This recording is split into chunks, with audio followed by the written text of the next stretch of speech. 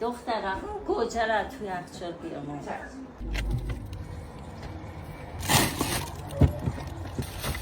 مامان نیستش که. اگه اومدم پیدا کردم چی؟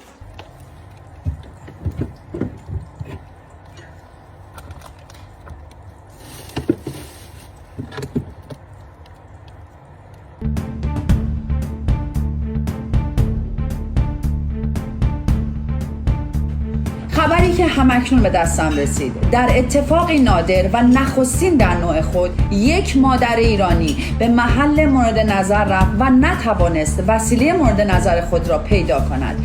همکارم پدیده در محل حادثه حضور دارد.